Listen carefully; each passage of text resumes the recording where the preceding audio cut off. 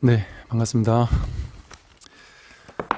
오늘은 이제 법화경, 이제 계주의 비유 뒷부분 나머지 세 가지 비유를 이제 공부를 하겠습니다. 불교 경전과 마음 공부책 225쪽이고요. 한번 읽어보겠습니다. 세존이시여, 비유하면 어떤 사람이 친구의 집에 갔다가 술에 취해 누워 자다가 관청일로 먼저 집을 떠나게 되었습니다. 그는 갑으로 헤아릴 수 없는 보배를 친구 옥 속에 메어주고 갔습니다. 그 사람은 술에 취해 자고 있었기에 이를 알지 못했습니다. 오랜 시간 후에 그를 다시 만나 말했습니다. 안타깝구나 이 친구야. 어찌 그리 곤궁하게 사느냐. 내가 옛날에 내가 편안히 살 수 있도록 값을 매길 수 없는 보배를 내 옷 속에 메어주었는데도 그것도 모른 채 이렇게 고생하며 가난하게 살고 있으니 참으로 어리석구나. 이제라도 그 보배를 확인해서 쓴다면 마음껏 부족함 없이 생활할 수 있을 것이다. 부처님도 이와 같아서 보살이시던 때 저희들을 위해 일체 지혜를 구하는 마음을 내게 하셨으나 저희는 곧 잊어버리고 깨닫지도 못하였습니다. 세존께서는 저희들을 연민히 여기시고 교화하시어 가장 뛰어난 서원을 세우게 하셨습니다. 그러나 저희들은 지혜가 없어서 알지도 못하고 깨닫지도 못해 열반의 일부분만 조금 얻고는 스스로 만족하여 더 구할 줄 몰랐습니다. 이게 이제 계주의 비유인데요. 이제 친구가 힘들게 사는, 아주 가난하고 곤궁하게 사는 친구 집에 갔다가 친구가 너무 힘들고 가난하게 사는 모습을 보고는 안쓰러워서 값으로 매길 수 없는 아주 귀한 보배, 이 정도의 보배, 보물이면, 보석이면 평생을 부유하게 행복하게 살고도 남을 만한 그런 이제 보배를 속주머니에 넣어주고 떠나왔습니다. 근데 이 친구는 아침에 술이 깨고 나서도 내 몸속에 그렇게 값진 보배가 있을 거라고는 상상도 하지 못했죠. 상상도 하지 못한 채 여전히 가난하게 곤궁하게 그렇게 살아가고 있었던 거죠. 나중에 이제 이 못 속에 보배를 넣어주었던 친구가 어떻게 사는가 하고 이제 행복하게 살겠지 하고 와서 보았더니 여전히 옛날처럼 가난하게 아주 힘들게 이렇게 살고 있는 겁니다. 그 모습을 보고는 이 친구가 너무나도 안타까워서 너 너무나도 안타깝구나. 내가 그렇게 값으로 매길 수 없는 진귀한 보배를 너에게 주었는데 그거를 아직 확인해 보지 못했느냐. 그랬더니 그 친구는 그런 거를 나한테 넣어줬다는 게 말이 되느냐. 나는 한 번도 본 적이 없다. 너가 언제 그런 걸 준 적이 있느냐. 그렇게 얘기를 한 거죠. 그래서 그 속주머니 어디 놨으니까 그걸 한번 보도록 이렇게 가르쳐주고 이 친구가 딱 보니까 정말 그 값으로 따질 수 없는 보배가 내 옷 속에 있었던 거를 본인도 모르고 살았던 것이죠. 이게 이제 부처님께서 우리들에게 꼭 부처님께서 우리들에게라는 것도 방편의 말이고 우리 일체 중생은 본래 완전한 불성, 본래 면목, 자성이라고 우리가 이름 붙인 이 열반, 해탈의 자리, 이 완전한 지혜, 완전한 진실, 그 어떤 고통을 당할 필요 없는, 곤궁해지고 가난해질 필요 없는, 힘들고 고통받는 삶을 살 필요 없는 완전한 어떤 삶의 진실, 보배를 값으로 따질 수 없는, 이 세상 전체와도 바꿀 수 없는, 값으로 따질 수 없는 그 무진 보배를, 불성, 자성, 본래 면목이라는 보배를 우리는 누구나 갖추고 있다는 거죠. 근데 속주머니에 넣어놨다는 것처럼 나는 평소에는 그냥 분별만을 하고 살았다 보니까 이 보배스러운 진귀한 보배가 나에게 있다는 것을 아예 전혀 생각지도 못하고 찾아보려고 하지도 못하고 확인하려고 해보지도 않은 채 우리는 살고 있었던 겁니다. 이 옷 속에 넣어놓은 보배라는 게 바로 이 자성을 얘기를 하고 이 친구가 이 보배를 넣어놓은 친구가 바로 부처님을 얘기합니다. 나중에 이 부처님이 다시 와서 보니까 아직도 곤궁하게 산단 말이에요. 자기 안에 있는 그 보배를 확인하지 못한 채. 그래서 그 친구가 그 보배를 확인하도록 이끌어줍니다. 확인하도록 이끌어주는 그게 이제 부처님의 가르침이에요. 법이고 경전의 말씀이고 불교의 다양한 가르침들입니다. 이 가르침을 통해서 자기 안에 있는 이 무진 값으로 따질 수 없는 보배를 곧장 확인하도록 이끌어준단 말이죠. 그게 이제 직진심하는 법문입니다. 그래서 그 법문을 통해서 자기 안에 있는 그 자성, 불성, 본래 면목을 확인하도록 탁 보여주고 나니까 이 곤궁했던 친구가 비로소 속주머니에 있었던 그 감춰져 있다고 생각했던 그 불성, 자성을 확인했단 말이에요. 확인하고 보니까 내가 이렇게 이 무진한 어떤 이 보배를 이미 내가 갖추고 있었구나. 다만 내가 확인하지 못하고 있었을 뿐이구나 라는 것을 이제 비로소 깨달은 것이죠. 마찬가지로 우리에게 사실은 여기는 감춰져 있다고 했지만 감춰져 있다. 감춰져 있다고 한다면 무엇으로 감춰져 있느냐? 우리의 분별망상의 오염, 분별망상의 때 때문에 보지 못할 뿐인 거죠. 사실은 감춰져 있는 게 아니라 있는 그대로 100% 드러나 있습니다.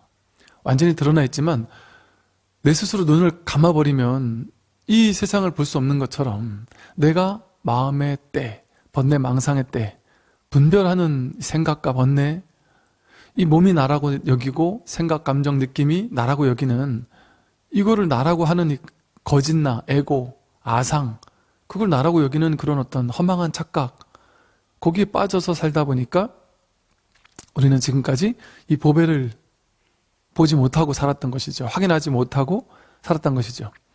그러다 보니까 생각이 주인이 되어서, 분별 망상이 주인이 되어서 살다 보니 분별하는 것만 익숙한 겁니다. 그래서 분별하고 살고 힘들다고, 괴롭다고, 가난하다고 온갖 괴로움을 스스로 만든 다음에 스스로 그 괴로움에 빠져서 괴로워하는 삶을 살고 있다. 그래서 이제 우리가 부처님 법문을 듣는 것이죠. 이렇게 부처님 법문을 듣고 나면 내가 본래 이 값진 보배가 나에게 있었구나. 내가 바로 부처였구나. 내가 본래 부처구나. 구원 본불 사상이라는 것이 오랜 옛적부터 이미 내가 본래 구족되어 있는 부처였구나. 사람이 부처님이구나. 내가 바로 참사람, 참된 부처였구나라는 사실을 비로소 확인한다는 것이죠. 이게 늘 우리에게 있었어요. 다만 우리가 눈을 감은 것뿐이지, 우리가 분별망상의 습관 때문에 이걸 보지 못했던 것뿐이지, 즉 헛거를 보고 진짜라고 착각했던 것뿐이죠. 헛거를 진짜라고 착각하게 되면 진짜는 보이지 않거든요. 예를 들어 요즘 그런 드라마 같은 것도 덜어 있는 것 같은데, 예를 들어 부모가 이제 자식을 잃었는데 어느 날 학교에 갔다가 그 많은 학생들 중에 어떤 특정한 아이가 내 자식이라고 판명이 났단 말이에요. 예를 들어 알고 봤더니 그 많은 학교에 있던 아이들 중에 저 아이가 내 아들이었구나라는 걸 이제 뒤늦게 알았습니다. 그러면 이제 그 부모님은 그 아이만 눈에 보이겠죠. 그래서 그 아이에게 미안하고 죄스럽고, 그래서 그 아이를 너무나도 사랑하게 될 겁니다. 그 학교에 그 많은 아이들이 있어도 그 아이만 눈에 띄고 그동안 못해준 게 미안하고 너무나도 사랑스럽게 잘해주게 되겠죠. 그 아이만 눈에 보이겠죠. 그런데 한 몇 개월이고 1년이고 지나서 알고 봤더니 잘못된 판정이었다. 잘못된 것이었다. 알고 봤더니 그 아이가 내 아이가 아니라 그 옆에 그 아이와 함께 다니던 친구, 그 친구가 바로 내 아들이었다라고 만약에 판명이 난다면, 내가 진짜 아들이 옆에 있었는데도, 맨날 그 친구와 함께 다니는 옆에 친구였는데도 불구하고 내 마음속에는 이 아이가 내 자식이라는 착각이 있으니까, 내 머릿속에 이 아이가 내 자식이야 라고 나와 내 자식이라고 동일시하는 마음, 허망한 착각이 있으니까 그 옆에 있던 진짜 자식은 눈에 띌 수 있겠습니까? 결코 눈에 띄지 않죠. 이 아이에겐 자식처럼 잘해주겠죠. 간도 쓸개도 다 빼주고 하고 싶다는 거, 갖고 싶다는 거 다 갖게 해줄 수 있겠죠. 근데 그 옆에 친구에겐 그렇게 해주겠습니까? 안 해주죠. 그 왜 그럴까요? 모르니까. 잘못 알고 있으니까, 이것이 진짜라고 잘못 알고 있으니까, 저것이 진짜인 줄 모르니까 이 가짜를 진짜라고 착각하고 있었을 뿐입니다. 그럼 가짜를 진짜라고 착각하는 동안은 진짜가 있는데도 불구하고, 옆에 이 친구로 맨날 같이 다니고 있었는데도 불구하고 진짜를 진짜로 보지 못해요. 진짜를 거짓으로 봅니다. 이와 비슷하단 말이죠. 우리는 누구나 자기 안에 진짜를 가지고 있어요. 진짜 자기 본래 면목, 자기 참성품을 가지고 있다.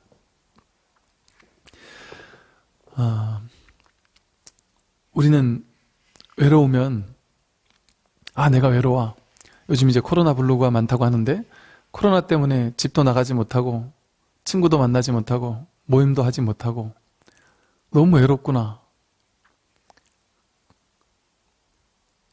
나는 너무 외로워. 여기에서 나는 외롭다라고 나와 외로움을 동일시합니다. 나는 외롭다. 근데 정말 외로운 내가 외로운 게 맞으면, 그 외로움이라는 느낀 감정이 내가 맞다면 우리 인생을 한번 되짚어 보십시오. 당연히 외로울 때도 있었지만 외롭지 않고 신나고 행복할 때도 많았습니다. 그러면 외롭다는 감정이 나면 외로움이 왔다가 가잖아요. 그럼 외로움이 갈 때 나도 가나요?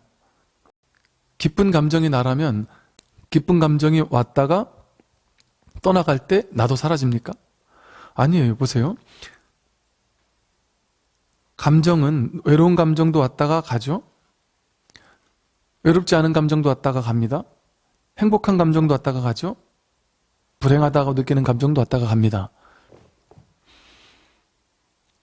느낌은 이처럼 왔다가 가는 거지, 느낌이 내가 아니죠. 내가 그 느낌을 잠시 인연 따라 느꼈을 뿐이죠. 그러면 어떻게 느낌이 나일 수가 있겠습니까? 난 우울해, 난 우울한 사람이야. 이 말이 성립할까요? 내가 어떻게 우울한 사람일 수가 있죠? 우울함이라는 것은 왔다 가는 생사법, 생겨나고 사라지는 것들, 인연생, 인연멸 하는 겁니다. 인연 따라 왔다가 인연 따라 갑니다. 인연을 적절하게 부여하면 그 감정은 저절로 생겨요. 예를 들어 혼자 멀리 여행을 떠나잖아요. 그러면 그냥 저절로 외로운 감정 같은 이런 어떤 감정이 저절로 일어납니다. 인연 따라 일어나는 거지 그게 실체가 아니에요. 다른 인연을 제공해주면 또 다른 감정이 생겨납니다. 이처럼 감정 느낌은 인연 따라 왔다가 가는 거지. 보십시오. 인연 따라 왔다 가는 게 진짜 난가요?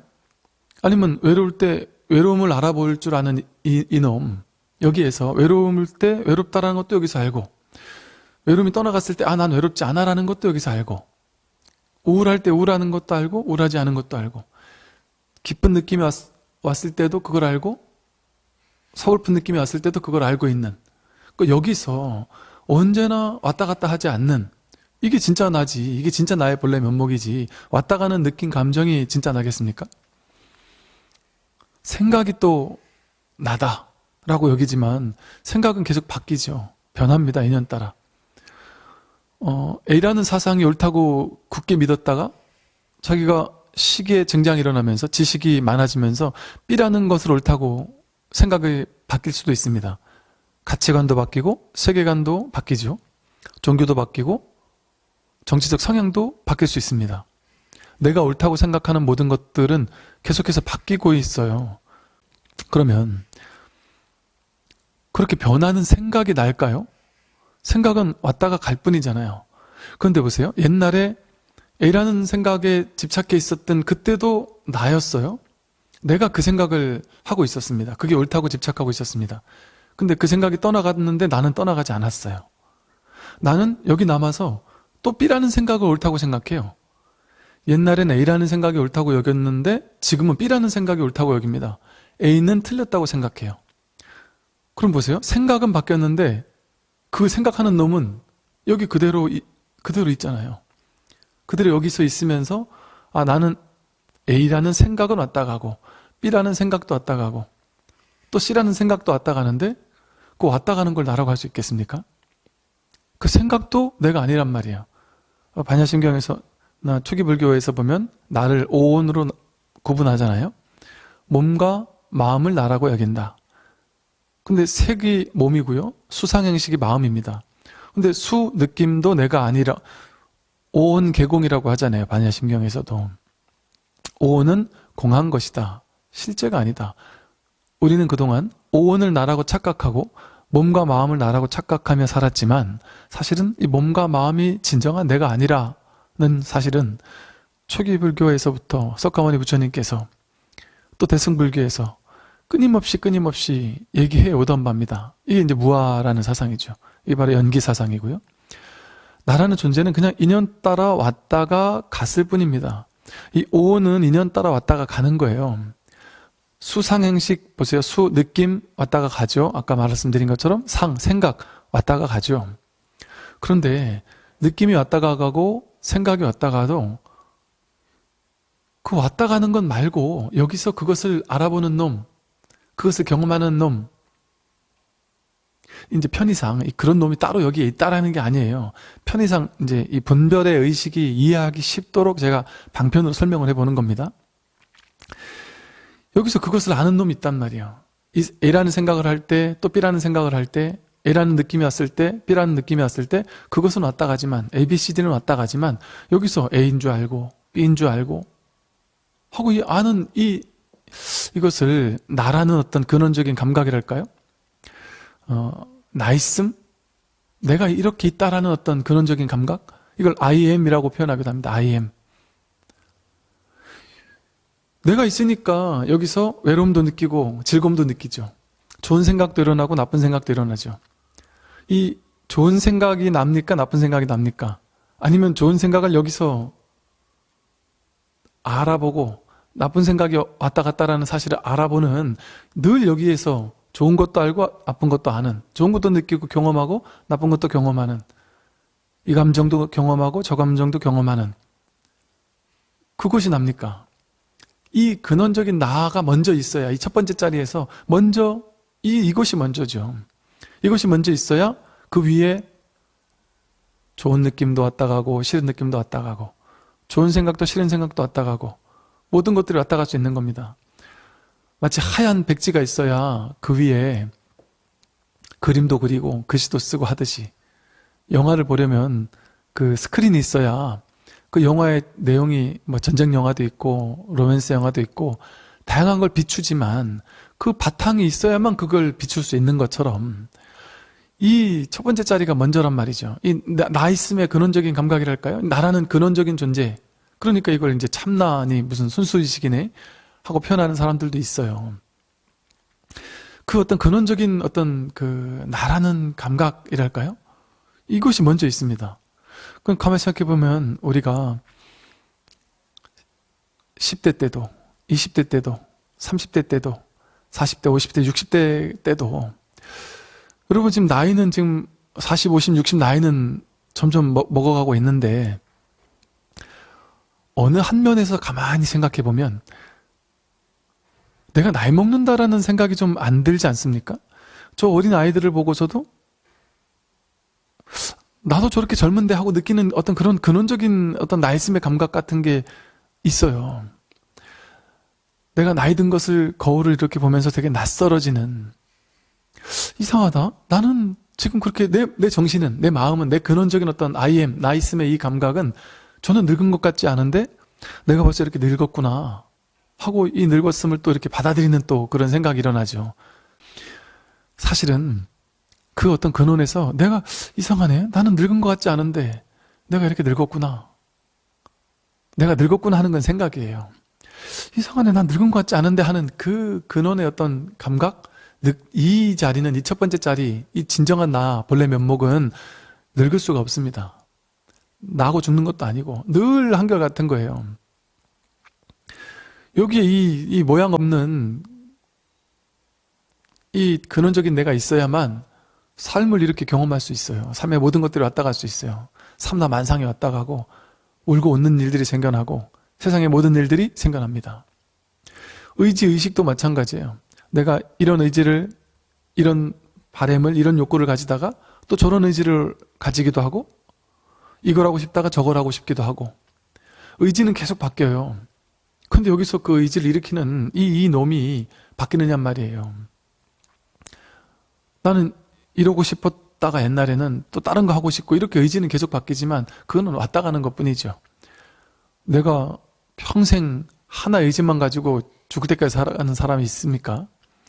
의지는 왔다 가는 거죠. 의식도 마찬가지예요. 맞다 틀리다 옳다 그르다 비교 분별하는 마음, 대상을 파악해서 아는 마음, 이건 빨간색이구나 파란색이구나, 이건 길구나 짧구나, 나는 부자구나 가난하구나, 이렇게 아는 마음, 그게 정해져 있습니까? 옛날에는 100만 원만 있어도 부자다 이렇게 생각하다가 제가 대학교 다닐 때 돈이 아주 늘 이렇게 간당간당하게 있었다 보니까 돈이 많이 있는 적이 없었던 것 같아요. 근데 알바를 해가지고 돈을 막 저금을 해서 어느 땐가 한 1, 200 정도가 됐던 적이 있었던 것 같아요. 그때 제 느낌이 얼마나 부자였는지 모릅니다. 통장을 보면서 그렇게 흐뭇하고 그걸 도저히 꺼냈을 수가 없더라고요. 너무 풍요로웠습니다. 야, 이 정도면 정말 내가 내 통장에 이렇게 많은 돈이 찍힐 수가 있구나. 너무나도 기뻤어요. 누구나 다 그랬을 겁니다. 어릴 때는. 근데 그게 나이 들어서도 똑같이 갑니까? 오히려 지금 뭐 서울에 계신 분들 얘기를 들어보면 옛날에는 가난했어도 지금은 무슨 아파트가 딴 사람들은 10억에서 20억 갔는데 나는 5억에서 10억밖에 안 갔다고 아쉬워하고 그런다는 얘기를 한단 말이죠. 그럼 부자다, 가난하다는 기준, 돈이 많다 적다 하는 기준도 이게 아는 마음이거든요. 분별하는 마음이거든요. 계속 바뀝니다. 끊임없이 바뀝니다. 끊임없이 바뀌는 걸 어떻게 나라고 할 수 있어요? 변화하는데. 그 생각이, 그 분별이 왔다 가잖아요. 왔다 가는 걸 어떻게 나라고 할 수 있겠습니까? 그러면 옛날에 그 마음이 사라지고 지금 내 분별하는 마음이 다시 생겼다면 나도 어디서 사라졌습니까? 새로운 나가 다시 생겨났나요?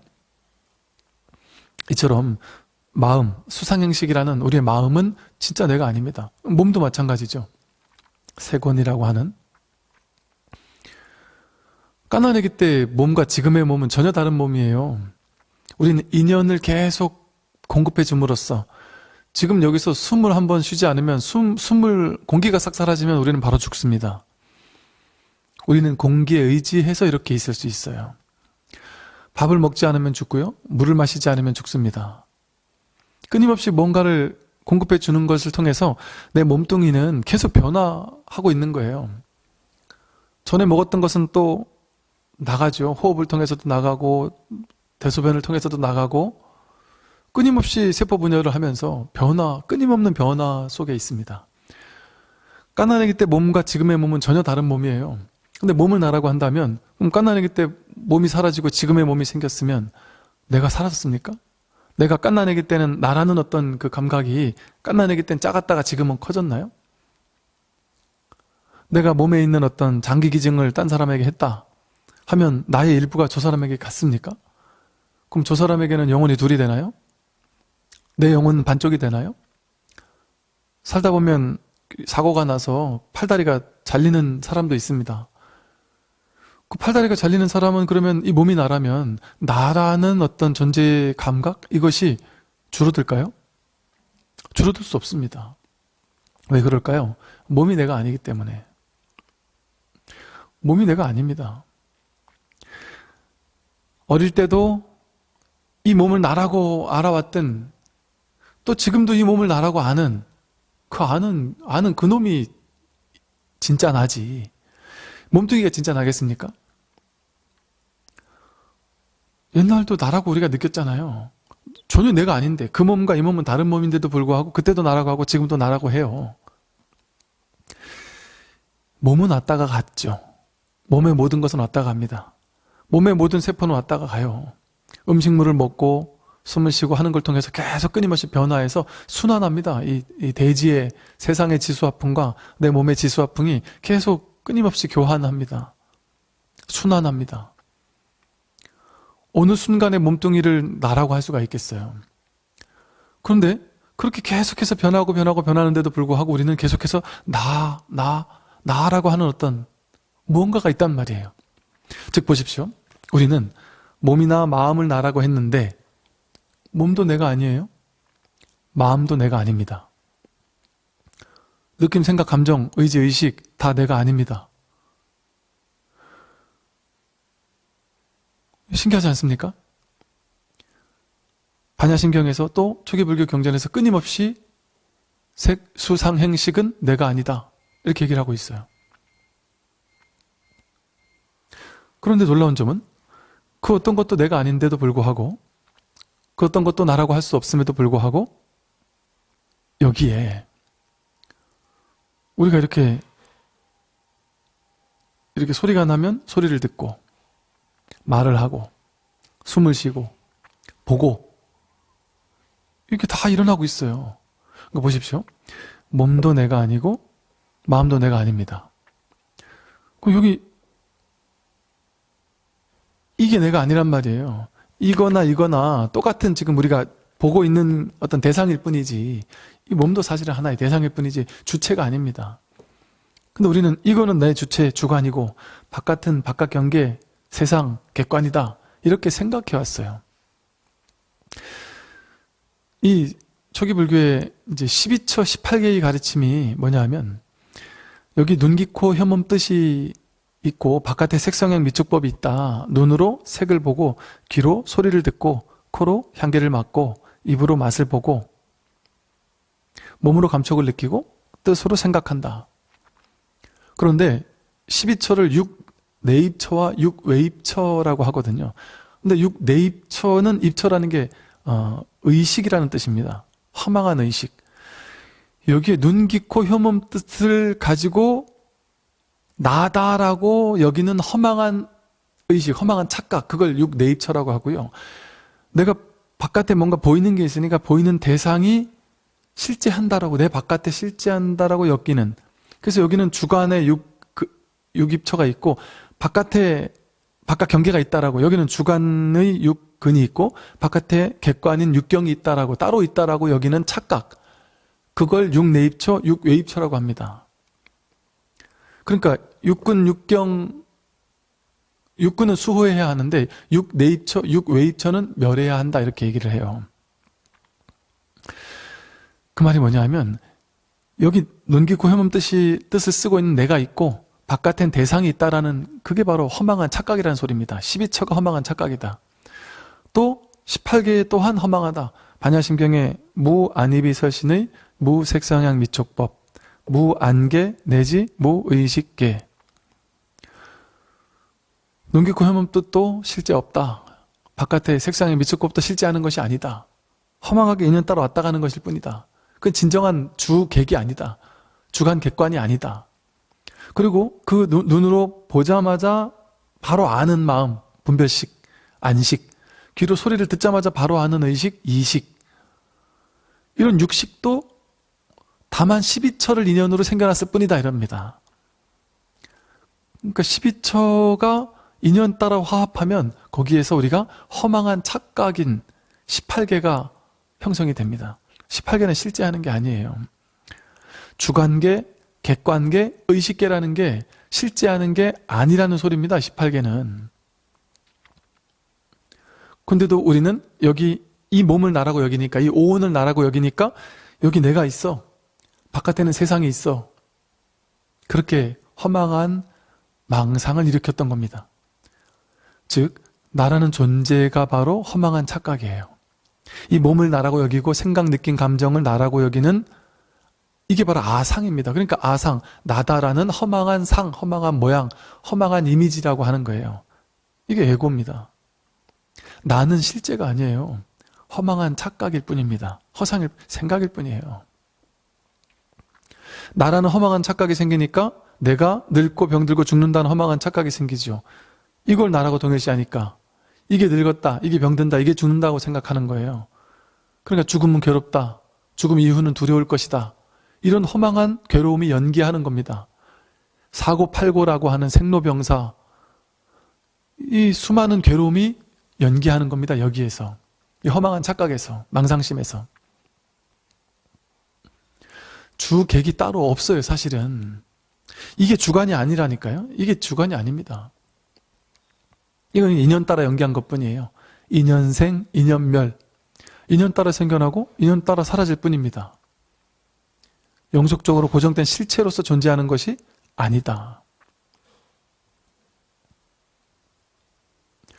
그럼 보십시오. 몸이 내가 아니에요. 느낌, 생각, 감정, 의지, 의식도 내가 아닙니다. 이거는 내가 아니에요. 이거는 내가 아니고 바깥에 있는 이 세상도 내 바깥에 있는 객관이 아닙니다. 이건 주관, 바깥에 있는 객관 이렇게 둘로 나뉘어지지 않는다. 그건 실제가 아닙니다. 다만 인연 따라 있는 것처럼 보일 뿐이지. 공합니다. 텅 비어서 진짜 나라고 할 수가 없어요. 그 무엇도. 무아란 말이에요. 무아, 공하다. 이것이 진정한 나입니다. 그런데 보세요. 텅 비어서 아무것도 없어요. 아무것도 없어요. 다 진짜라고 할 수 없어요.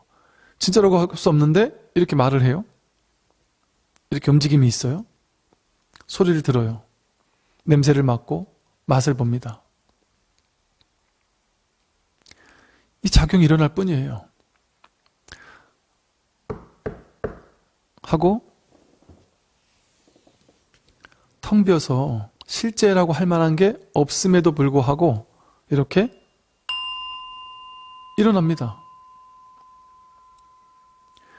이거는 내가 이 소리를 듣는다라는 건 망상이에요. 생각이에요.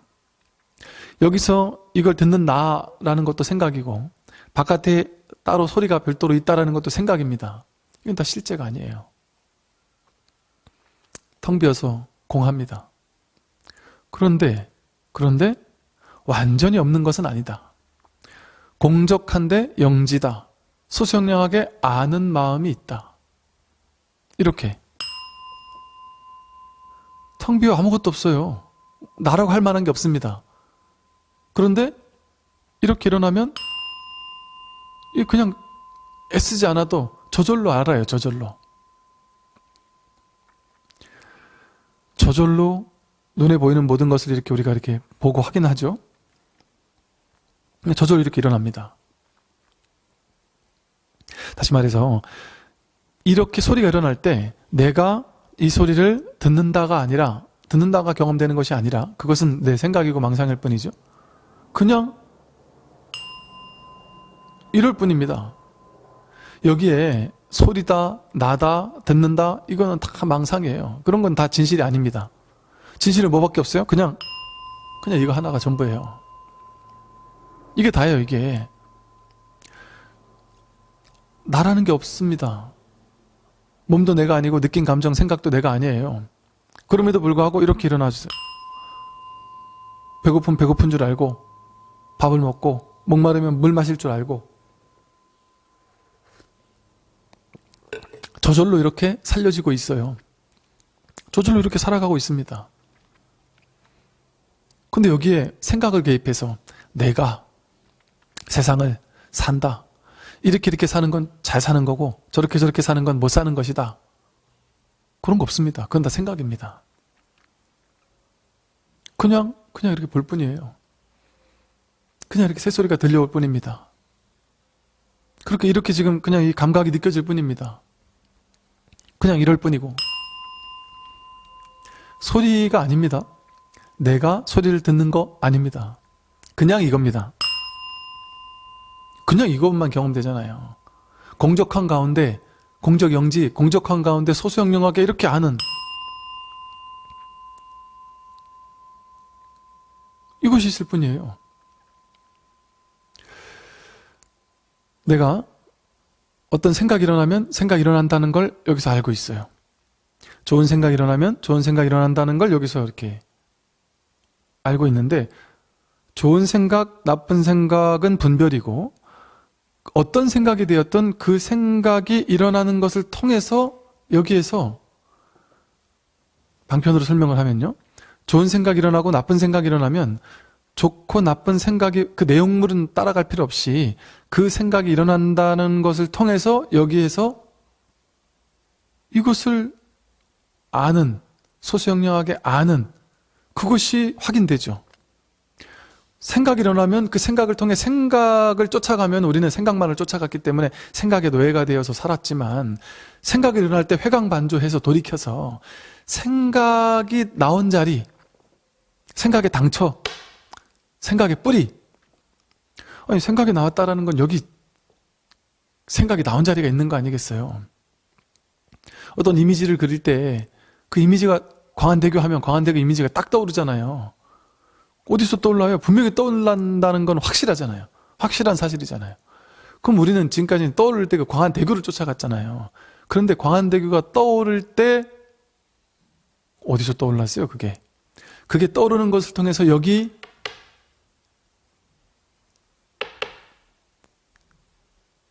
그걸 떠올리는 놈, 이 소수영리학의 아는 이 자리가 확인된단 말이에요. 회광반조하면 그 광안대교를 쫓아갈 게 아니라, 그러면 무엇을 떠올리더라도 그 떠올리는 것을 통해서 이것이 확인되죠. 이 진정한 나이스의 감각, I am, 진정한 내가 누구인지가 확인된단 말이에요. 생겼다 사라지는 건 전부 다 내가 아님, 진정한 내가 아닙니다. 왔다 가는 걸 뿐이죠. 생각, 광안대교를 떠올리는 생각 왔다 갔잖아요. 왔다 가는 것을 통해서 왔을 때 오는 줄 알고 갔을 때 가는 줄 아는 뭔가가 있네? 우울한 느낌을 통해서 우울한 줄 아는 뭔가가 있네? 이걸 확인해야지. 우리는 그동안 우울한 느낌을 쫓아가서 우울해했고 괴로워했고 아파했고 상처받았잖아요. 그걸 쫓아가니까 괴로움이 생겼단 말이죠. 근데 우울함이 일어나도 이것이 확인돼요. 우울한 줄 아는 이 나있음의 이 근원적인 있음이 확인된단 말이에요. 이 살아있음이 확인된단 말이죠. 그런데 우울함을 통해서만 확인되는 게 아니에요. 기쁨을 통해서도 확인돼요. 그러니까 기쁨과 우울함이 분별을 쫓아가면 다른 건데, 이 자리에선 다른 게 아니에요. 그냥 하나의 이 진실을 드러내고 있을 뿐입니다. 컵을 보더라도 컵을 쫓아가면 우리는 컵을 쫓아가서 이게 뭐다라고 분별하며 살아왔지만, 컵을 통해서 이 컵을 알아보는 이것이 확인돼요.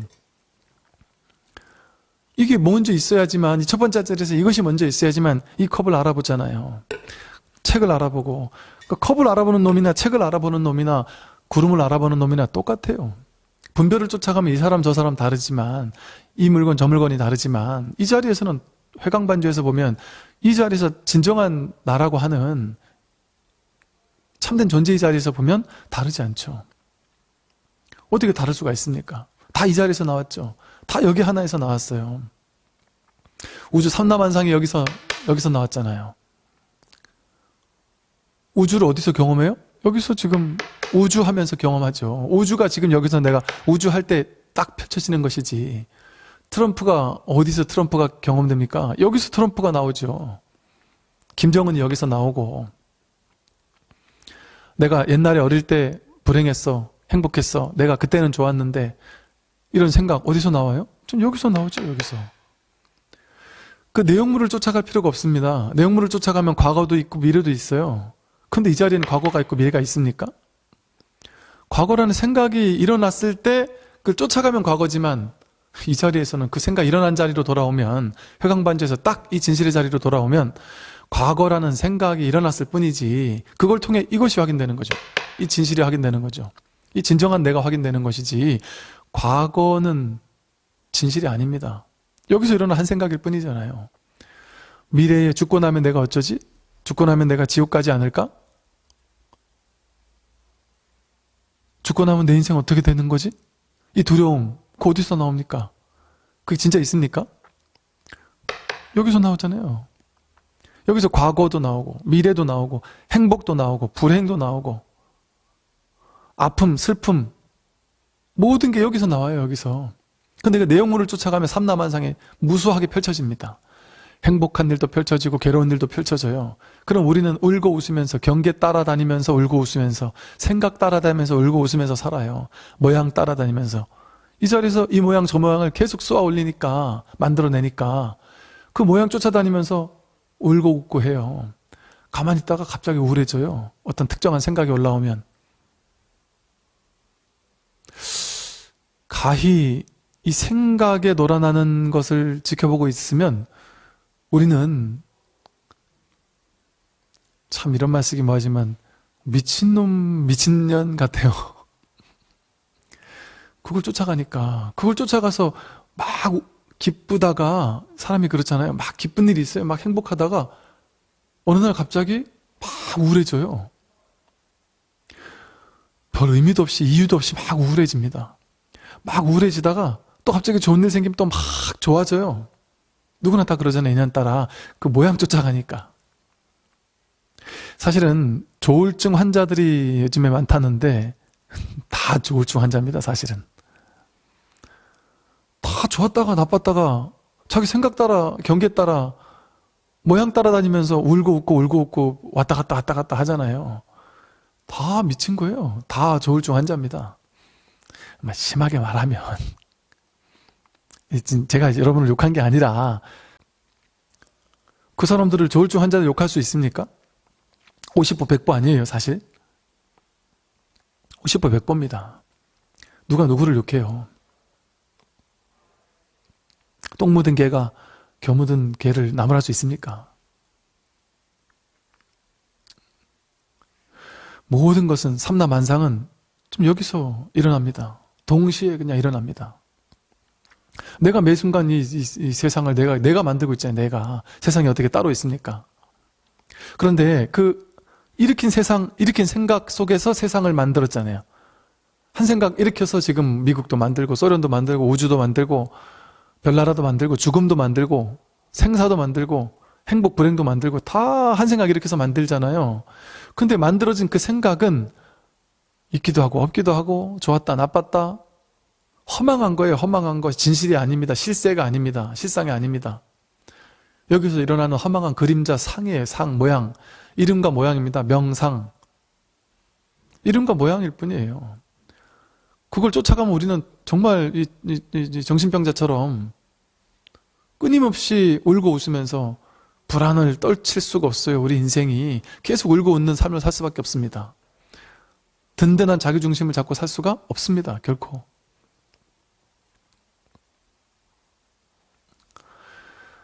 딱 이 자리, 그 모든 것이 일어나는 자리, 그 모든 것이 끊임없이 펼쳐지는 그 회광반조에서 딱 이 자기 자리로, 자기 본래의 자리, 본성의 자리, 본래 자리로 딱 돌아와야만 우리가 경계에 끌려다니지 않고 끊임없이 수많은 경계에 휘둘리지 않고 울고 웃지 않으면서 늘 여여한, 늘 한결같은 자기 주인공으로 자기가 본래 부처라는 사실을 확인하고 본래 이 값으로 따질 수 없는 무한한 보배가 내 안에 본래 구족되어 있었구나라는 사실을 착각하게 됩니다.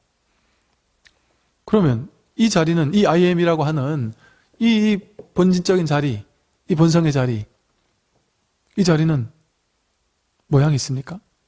색깔이 있습니까? 크기가 있습니까? 아니면 어떤 경계가 있을까요? 이만큼 내 몸 주변에만 이게 있을까요? 몸 안에만 있을까요?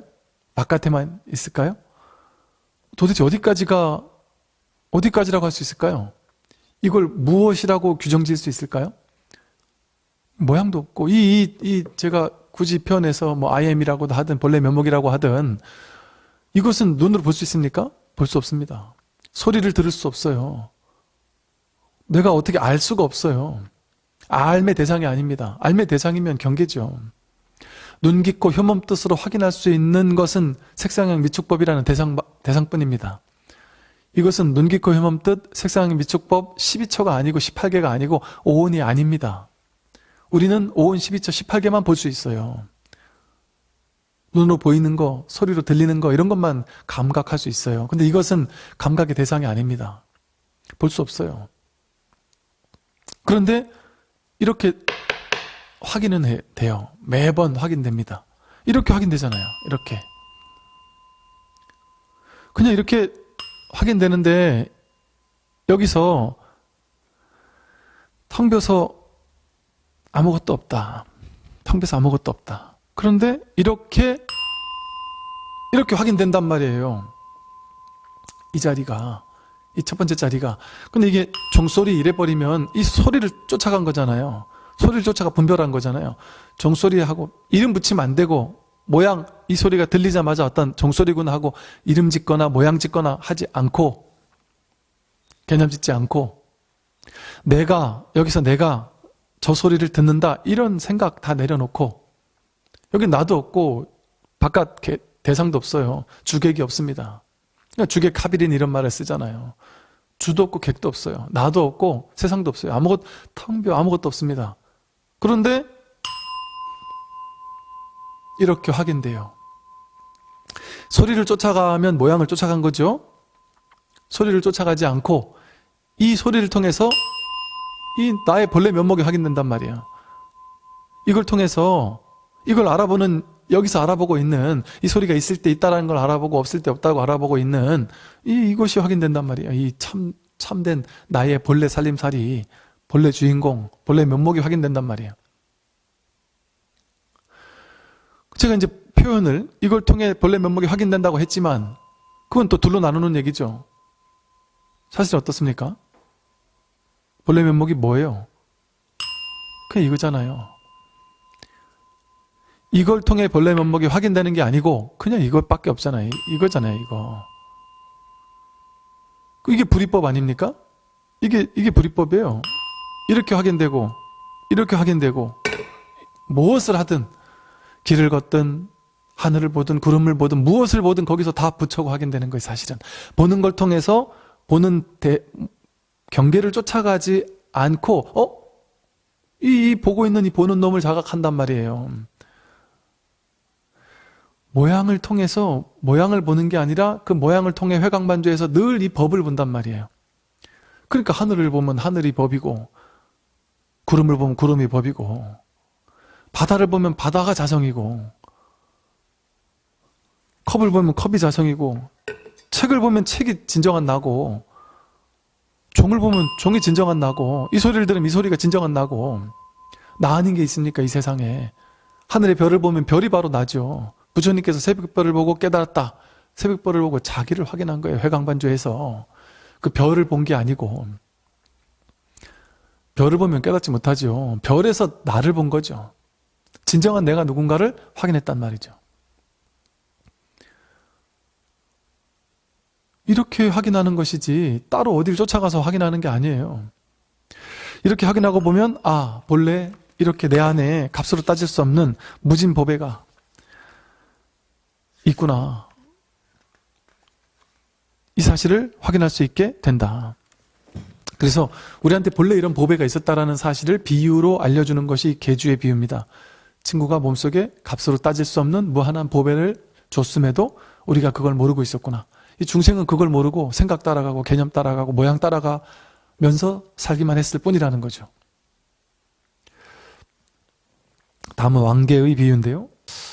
조금 빨리 하겠습니다. 문수살이요. 비유하면 마치 어떤 힘센 전륜성왕이 위력으로 여러 나라에게 항복을 받을 때 작은 왕들이 그 명령을 순종하지 않으면 전륜성왕은 여러 군대를 보내 그들을 토벌한다. 전륜성왕이 군인 중에 공이 있는 이를 보고는 그 공에 따라 상을 주는데 때로는 집과 전답과 마을과 고을을 주기도 하고 의복과 몸을 장엄할 것을 주기도 한다. 혹은 온갖 보물을 주기도 한다. 그러나 상투에 꽂아놓은 밝은 구슬만은 주지 않는다. 왜냐하면 오직 전륜성왕의 정수리에만 왕의 자리를 상징하는 이 밝은 구슬이 있는데 만약 이것을 주면 왕의 권속들이 놀라고 괴이하게 여기기 때문이다. 문수살이여, 열에도 이와 같아 온갖 경전을 설해주고 모든 불법이라는 재물을 주느니라. 그처럼 중생들의 마음을 인도하여 모두를 기쁘게 하면서도 정작 법화경은 설하여 주지 않느니라. 그러나 문수살이여, 전륜성왕이 함부로 주지 않던 상투 속의 명주를 이제 비로소 상으로 주느니라. 이 법화경은 모든 열애의 가르침 가운데 가장 훌륭한 말씀이다. 이제 전쟁에 나가서 공을 세운 수많은 군인들에게 공에 따라서 상을 주잖아요. 마을도 주고 고을도 주고 의복과 보물도 주고 다양한 상을 주는데 가장 큰 공을 세운 장수에게도 큰 땅을 떼서 줄 수도 있겠죠. 그런데 임금이 자기 임금을 상징하는 상투 속의 밝은 구슬, 그것을 가진 사람이 임금이라면 그건 줄 수 있겠습니까? 다른 건 다 주어도 이거는 줄 수 없죠. 이 불성, 자성, 벌레 면목을 이게 밝은 구슬이라고 명주라는 표현을 쓰기도 합니다. 밝은 구슬. 밝은 구슬, 때묻지 않은 밝은 구슬. 이것만은 주지 않았다. 이게 왕이라는 것의 어떤 상징이기 때문에 가장 중요한 엑기스, 핵심이기 때문에 주지 않았다 이 소리예요. 재물도 주고 뭐 다 주지만 이것만은 안 준다. 이게 무슨 말이냐면요. 불교 경전에서 부처님께서 중생을 교화하기 위해서 무수히 많은 다양한 방편을 씁니다. 몸이 아픈 사람에게는 몸의 병을 나을 수 있게 해주고, 당장 가난한 사람에게는 가난에서 극복할 수 있는 가르침을 주고, 그러니까 불교는 낮은 수준의 방편부터 높은 수준의 방편까지 다 갖추고 있죠. 이런 차원에서는 사실 기복불교를 무조건 뭐 욕할 필요가 없습니다. 제가 기복불교를 빨리 깨라고 얘기하는 이유는 지금 이 최상승 법문을 듣고 마음을 깨닫겠다고 온 사람들이니 그 사람들에게는 기복불교나 수행불교 뭐 열심히 갈고 닦는 유의 조작의 불교, 그거를 깨뜨려야만 이 무의법의 불의법을 체득할 수 있다 보니까 그렇게 방편으로 설명한 것이고, 이 세상에는 이 기복불교가 필요한 사람도 더 많죠, 사실은. 그런데 그런 사람에게는 어떻게 기도하는 방법을 알려준단 말이죠. 그리고 이제 초등학생 수준에게는 초등학생 수준의 방편을 쓰고, 아주 윤리 도덕적인 가르침도 많고요. 계율을 지켜라, 착한 일을 해야 복을 받는다, 인과응보에 대한 법문도 있고, 이런 다양한 법문들이, 수준에 맞는 법문들이 있단 말입니다. 병에 따라 약을 주는 거예요. 군인들이 어떤 공적에 따라서 선물을 주는 겁니다. 그렇게 모든 경전은 무수히 많은 방편들이에요. 그런데 핵심은 뭐냐 하면, 그 무수히 많은 방편들에만 치우쳐 있으면, 방편은 달을 가리키는 손가락이라고 불러요. 그런데 다양한 손가락으로 이렇게 가리키기도 하고 이렇게 가리키기도 하고 다양하게 가리킬 거 아니겠어요? 그런데 이 달을 가리키는 손가락만 보고 있으면 달을 볼 수 있습니까? 죽었다 깨어나도 달을 못 봐요. 이걸 볼 수 있도록 이렇게 가리켰다가 어느 정도 이제 이 방편이 필요 없겠다 싶으면, 병이 나았다 싶으면 그 방편을 반드시 뺏어줘야 됩니다. 기복불교를 하는 사람에게 기복불교를 통해서 당장 힘든 것을 딱 극복했으면, 야, 그건 사실은 방편으로서는 기복이었어. 그거를 깨뜨려야 돼. 그래야 내가 한 단계 넘어서는 참된 수행을 할 수 있다. 이렇게 설명해 줘야 된단 말이죠. 그러니까 예를 들어 우리는 많은 불교의 다양한 방편의 가르침을 접합니다. 불교TV, 불교방송, 뭐 유튜브를 통해서 무수한 많은 스님들의 다양한 법문들을 접해요. 근데 불자들은 되게 헷갈립니다. 왜냐하면 이 방편이 너무 천차만별로 다양하고 또 수준도 너무 천차만별로 다양하게 느껴지고, 뭔 불교는 이렇게 많지? 이렇게 복잡하지? 도대체 어느 게 진짜야? 어느 스님의 말이 옳은 거야? 이 정상에 올라가는데 어떤 사람은 동쪽에서 서쪽으로 이렇게 가파른 방향으로 올라가고, 어떤 사람은 서쪽에서 동쪽으로 완만한 길을 올라갑니다. 그러면 이 길을 안내하는 스승은 너가 서쪽으로 힘들더라도 가파른 길을 따라서 올라가야 돼, 이렇게 얘기를 해주겠죠?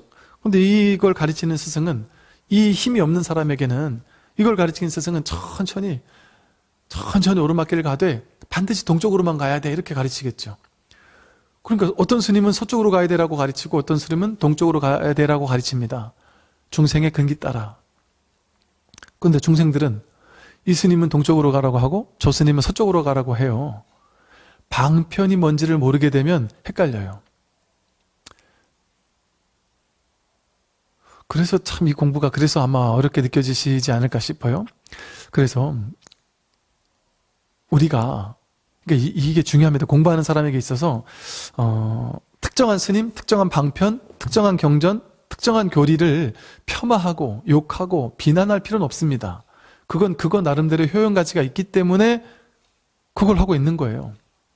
찬탄할 일이죠. 오히려 기복불교가 더 필요한 사람이 세상에 더 많으니까 오히려 찬탄할 일이죠.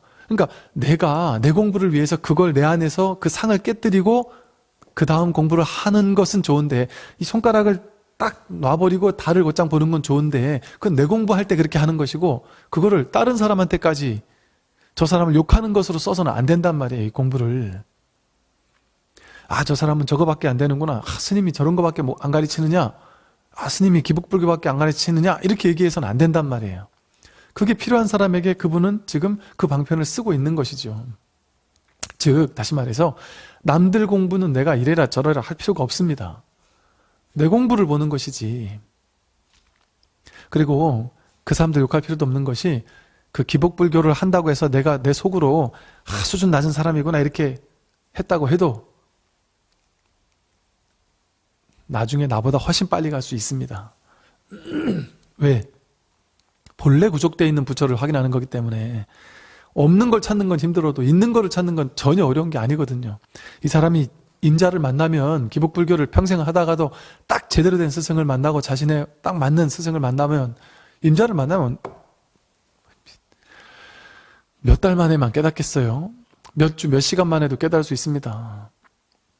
그러니 우리는 그 누구도 폄하할 수 없어요. 왜?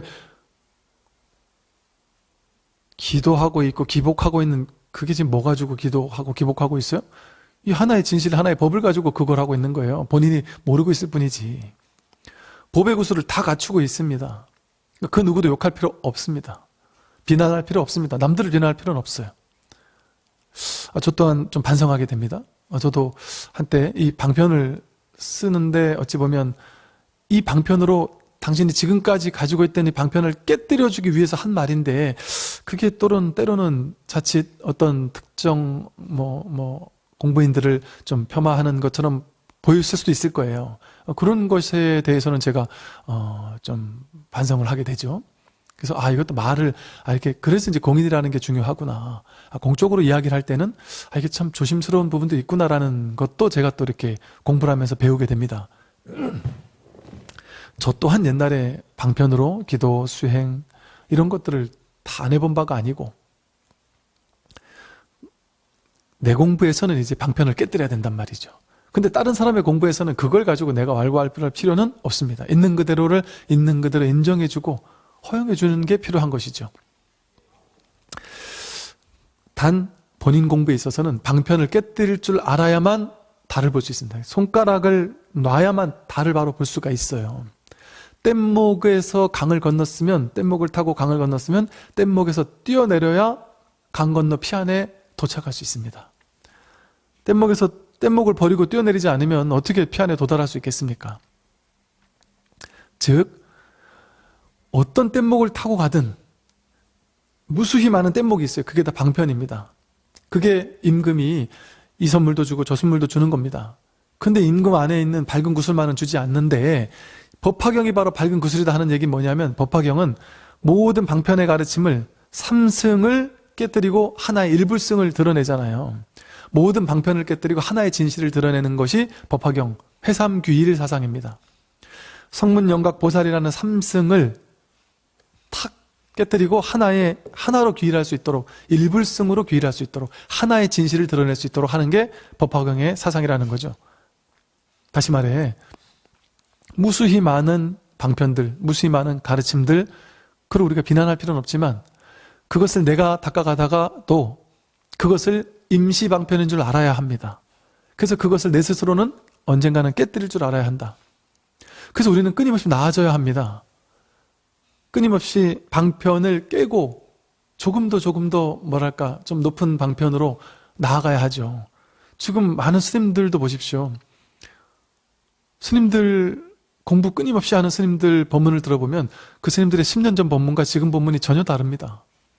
그런데 참 안타까운 것은 10년 전 하던 얘기를 지금도 똑같이 하는 분도 간혹 계실 수도 있죠. 그건 본인 스스로가 그 방편에 이걸 깨지는 못하는 경우일 수 있습니다. 이게 이제 불교 공부에서 가장 위험한 지점입니다. 내 스스로 이게 전부라고 생각해서 거기서 스스로 깨지 못하는 것. 물론 그런 사람도 욕할 필요는 없어요. 왜? 그걸 통해 그런 수준의 사람들을 그분은 이 생에 참 공부를 가르치는 그 일을 하고 계시는구나, 그런 것이죠. 내 공부에서는 이제 그렇게 해서는 안 된단 말이죠. 내 공부엔 철저해야 된다. 그래서 내가 어느 방편에 치우쳤는지를 늘 비춰보고, 그래서 결국에는 모든 방편을 다 깨뜨리는, 그게 일불승입니다. 그래서 이 선의 가르침은 모든 방편을 다 깨뜨리고 곧장 이 법을 드러내 보여주는 직진심하는 가르침이 바로 이 선의 가르침이다. 그래서 이 왕계의 비유, 이 밝은 구슬, 이게 바로 일불승, 오로지 하나의 진실, 하나의 법, 이것만을 드러내는 게 법화경이다 이 소리예요. 즉 법화경은 방편을 다 깨뜨리는, 법화경의 핵심은 그겁니다. 방편을 다 깨뜨리고 오로지 하나의 진실을 드러내는 것, 일불승, 하나의 부처를 드러내는 것, 그게 법화경의 이 가르침이 의미하는 비유예요. 이제 법화 치료 가운데 마지막 비유인데요, 비유하자면 마치 훌륭한 의사가 있는데 지혜가 총명하고 약을 잘 알고 지어 모든 병을 잘 치료한다. 그에게는 아들이 많이 있었는데 볼 일이 있어 다른 나라로 간 사이 아들들이 잘못하여 독약을 먹고 발작하여 정신이 혼미해져 쓰러져 뒹굴었느니라. 아버지가 돌아와 온갖 약재를 구하여 아들들에게 주고 먹으라고 하였다. 아들들 가운데 일부는 본심을 잃지 않아 약을 먹고 병이 나은 이들도 있었지만 독기로 인해 본심을 잃어버려 약을 먹지 않은 이들도 있었다. 아버지는 어떻게든 약을 먹게 하려고 방편으로 말했다. 나는 이제 늙어 죽을 때가 되었다. 죽기에 앞서 이 좋은 약을 여기에 둘 터이니 꼭 가져다 먹고 낫기를 바란다. 이렇게 일러두고 다른 나라에 가서 사람을 보내어 아버지가 죽었다고 말했느니라. 아들들은 크게 괴로워하면서 비통한 감정을 품고 있다가 드디어 정신이 조금씩 깨어났다. 그래서 아버지가 생전에 해주신 약을 먹고는 중독된 병이 모두 나았다. 아버지는 아들들이 모두 나았다는 말을 듣고는 돌아왔느니라. 선남자들이여, 이 훌륭한 의사가 거짓말을 한 것을 죄라고 말할 수 있겠느냐? 그럴 수 없습니다, 세존이시여. 이제 이 훌륭한 의사의 비유는 뭐냐면요, 이 훌륭한 의사가 정신이 혼미해지고 독약을 먹고 발작한 아들들을 이 구제하기 위해서 이제 약을 준비했습니다. 즉 이 아들들이 우리 중생들을 얘기하겠죠. 또 이 훌륭한 의사가 부처님을 얘기하겠죠. 부처님은 방편으로 응병여약이라고 해서 중생들의 근기에 맞는 약을 다 갖추고 있단 말이죠. 그래서 자식들에게, 우린 불자라고 하잖아요. 부처님의 아들과도 같은 일체 중생들에게 이 약을, 방편의 약을, 가르침의 약을 준단 말이에요. 근데 어떤 사람은 이 가르침의 약을 먹고 병이 낫는단 말이에요. 근데 어떤 사람은 이 도끼가 들은 걸 잘못 먹고 혼미해져서 약을 먹으려고 하지도 않는단 말이에요. 이 괴로움의 문제를 해결해 주는 약이다라고 해도 안 들어요. 마치 이 불교 법문이 있지만 불교 공부를 하는 사람이 많지 않잖아요. 이 법의 공부가 있지만 이 법의 공부를 아는 사람이 많지 않습니다. 사실은 유튜브만 딱 켜면 이 세상 그 누구라도 누구나 접할 수 있어요, 이 공부를. 그런데 여기서 말하듯이 어떤 아들은 이 영상을 보고 혹은 이런 법문을 듣고 이 약을 받아 먹는데 대부분의 사람들은 약을 받아 먹지 않습니다. 오히려 잘못된 법이다라고 욕하는 사람도 있을 수 있죠, 당연히. 오히려 정법에서 욕하는 사람이 더 많을 수 있습니다. 왜? 자신의 근기가 유치원생인데 대학 교수의 가르침을 이해하겠어요? 자기 방편으로 그렇게 얘기하는 겁니다. 자신의 그릇, 자신의 색안경을 가지고 부처님을 잣대 지을 수 있겠습니까? 요만한 자 가지고 큰 사람을 키를 잴 수가 있겠습니까? 그러니까 나와 맞지 않으면 이 중생들은 욕을 하거든요. 욕할 수 있습니다. 심지어 공부를 많이 한 사람도 욕할 수 있어요. 이처럼 이 불법이 있어도, 가르침이 있어도 중생들은 그 가르침을 받아 먹지 않습니다. 그래서 이제 선근공덕이 있어야 된다, 이런 표현을 쓰는 거죠. 그러니까 사실은 여러분들이 이렇게 이 법문을 인연이 되고 이걸 간절하게 듣는 것만으로도 사실은 이런 사람이거든요. 이 독약을 먹고, 이 약재를 먹고 병이 나은 이들도 있었다. 병이 나을 사람들이에요. 그런데 이 부처님을 특정한 어떤 모습을 띤 부처라고만 여길 것이 아니라 삶이 바로 부처예요. 아까 이게 바로 법이라고 했잖아요. 보는 것, 듣는 것, 이 모든 삶 자체가 바로 그대로 법입니다. 삶 자체가 그대로 진실을 드러내고 있어요. 그런데 여기서 말한 것처럼 부처님이, 아버지가, 훌륭한 의사 아버지가 약을 줘도 안 먹으니까, 먹어라 해도 안 먹으니까 충격요법을 쓴 겁니다. 아빠가 약재를 먹으라고 주고서는 아빠가 떠나버린 거예요, 외국으로. 제발 먹으라 하고 떠났어요. 그리고 아빠가 돌아가셨다. 아빠가 마지막 유언처럼 너희들은 이 약을 꼭 먹었으면 좋겠다 하고 떠나가서 돌아가셨는데, 자식들이 그런 충격요법을 받으니까 막 충격을 받아가지고 울고불고 하다가, 야, 아버지 말씀을 내 이제는 들어야 되지 않겠느냐. 그래가지고 그 약을 먹고 나을 수도 있단 말이죠. 그것처럼 무엇이 충격요법일까요? 아버지가 쓴 이런 충격요법 같은 것이 우리 인생에서는 무엇이냐? 괴로움이 없는 사람은 괴로움에서 벗어나야 되겠다라는 발심을 하지 못합니다. 사는 게 즐거운 사람은 마음 공부하려고 하지 않습니다. 내가 괴롭지 않으니까, 살만하니까.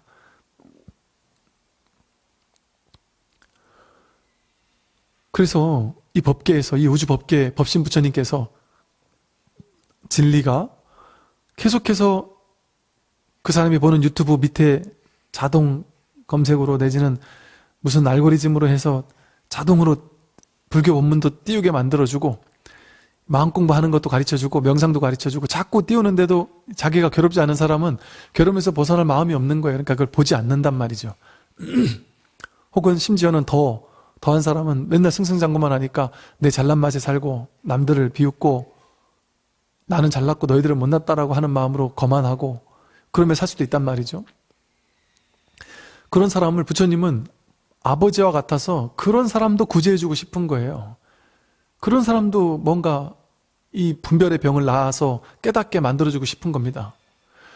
이 우주 법계 자체가 바로 법이라고, 진리라고 했잖아요. 이 우주 법계 자체가 우리를 그런 구조 속으로 뛰어들게 만들어요. 깨닫게 만드는 이 지구별은, 인간계는, 이 법계는 진리로 둘러싸여 있어요. 우리는 온통 진리 속에 둘러싸여 있어요. 그러니까 진리는, 삶은 우리를 깨닫게 하는 거, 그거 하나를 하고 있어요. 그런데 딱 하나, 내 혼자, 내 머릿속에서 생각, 분별, 망상으로 내 혼자 기어이 삶과 싸우고 있는 거예요. 이 우주 법계와 싸우고 있고 부처님과 싸우고 있고 끝끝내 이 약을 먹지 않겠다고 버티고 있는 거예요.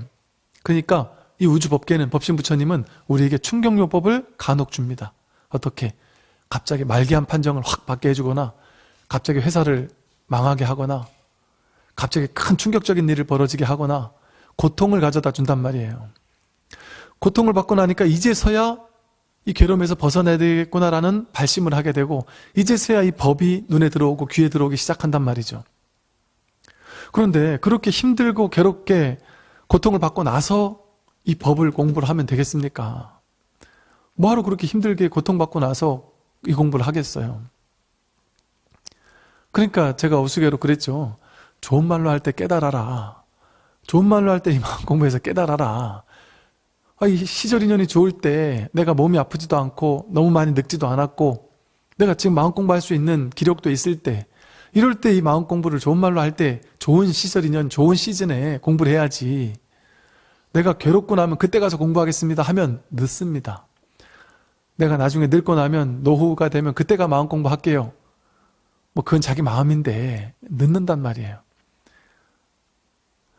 고통받고 나서 그때 가서 고통에서 벗어나겠다 그렇게 마음을 내려고 하면 그때 가서 늦을 수 있습니다. 그러니까 한시라도 젊을 때, 근데 지금이라도 내가 발심을 해서 앞으로 고통이 나에게 닥치지 않도록 준비하는 거예요. 예행연 준비하는 겁니다. 미리 닦아놓는 거예요. 이 생전 예수제가 그겁니다. 미리 닦아놓는다. 미리 마음 공부를 해놓는다 이 소리예요, 사실은. 그러니까 지금 한다는 거예요. 지금 미리가 지금. 나중에 가서 한다. 나중에 고통을 받고 나면 그때 하겠지? 안 됩니다. 너무 늦어요.